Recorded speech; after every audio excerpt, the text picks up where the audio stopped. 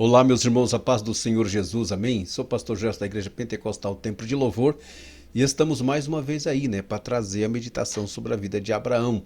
Estamos na finalização dessa meditação sobre Abraão, mas haverá outras meditações para a glória de Deus. Mas vamos fazer uma oração? Senhor nosso Deus, em nome de Jesus nós te agradecemos, muito obrigado por esta oportunidade, eu te louvo, te agradeço, porque até aqui o Senhor tem nos sustentado.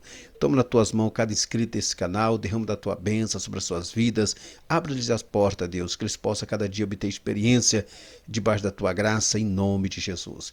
Amém, querido, graças a Deus então. Deus é maravilhoso, né? Vamos então ler Gênesis, capítulo de número 22, e o versículo 1 ao versículo 4, que fala assim: E aconteceu depois destas coisas, que provou Deus a Abraão, e disse-lhe: Abraão, e ele disse: Eis-me aqui. E disse o Senhor: Toma agora o teu filho, o teu único filho Isaque, a quem amas, vai-te à terra de Moriá, e oferece-o ali em holocausto sobre uma das montanhas, que eu te direi.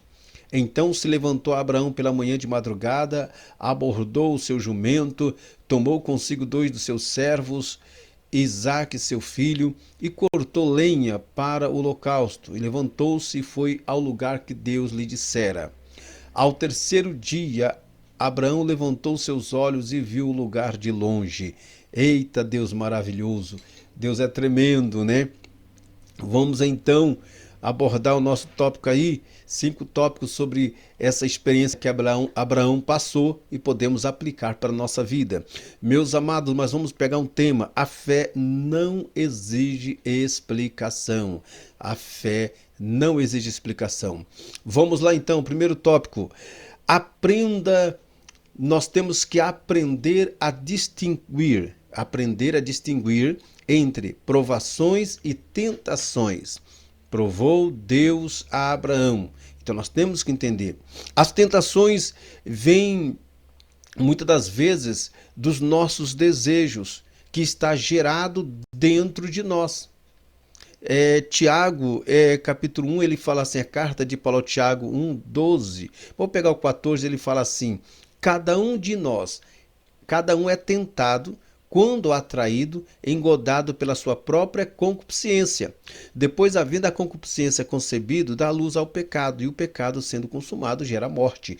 Então, a tentação é diferente, tentações é diferente. Nós temos que aprender a distinguir provações de tentação, tá bom? Então, esse é primordial.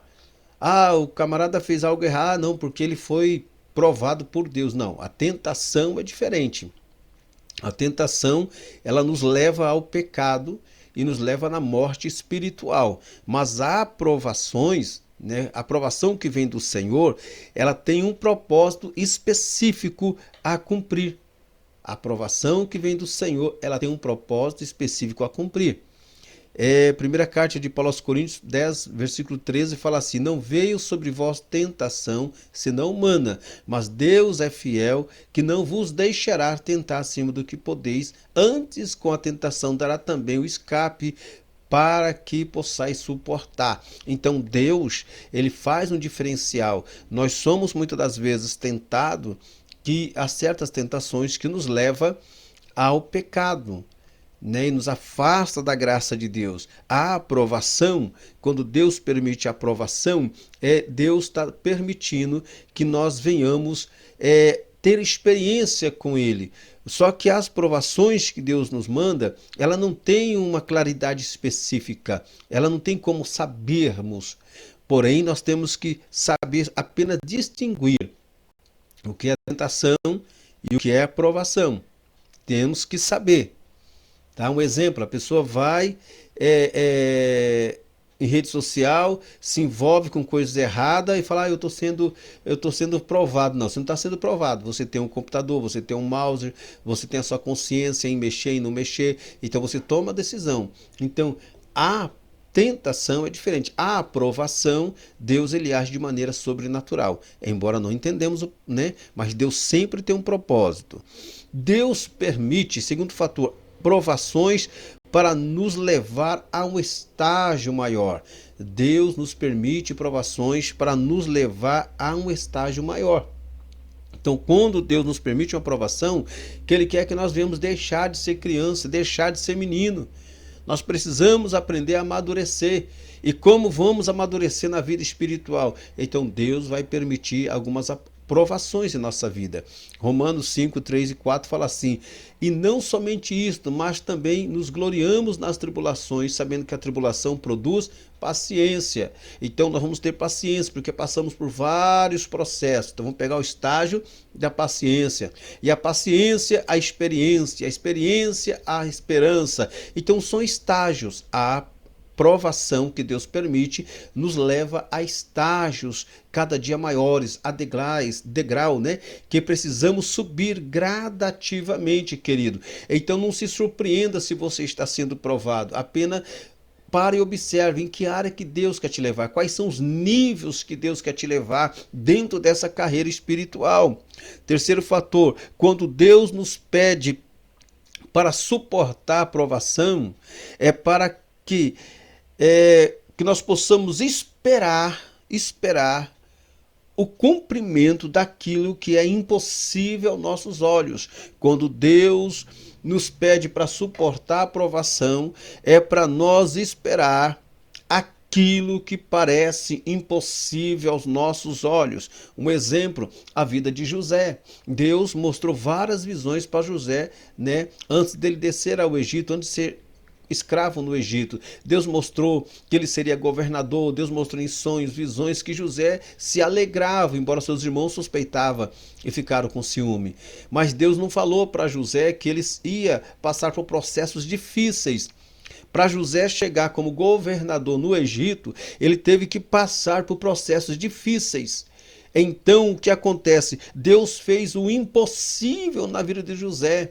Nunca se houve na história a qual um hebreu poderia ser ali como um segundo faraó no Egito. Querido, Deus quer fazer o impossível na tua vida. Deus quer manifestar de forma sobrenatural. Mas primeiro, aprenda a suportar as provações. Aprenda a suportar os testes que Deus permite que você esteja passando. Porque Deus quer te colocar nível maior. Se você não aprender a suportar a provação, quando você estiver lá em cima, a qual Deus determinar para você, querido, como que será? Será que você estará apto a lidar com pessoas? Você estará apto a lidar com a administração?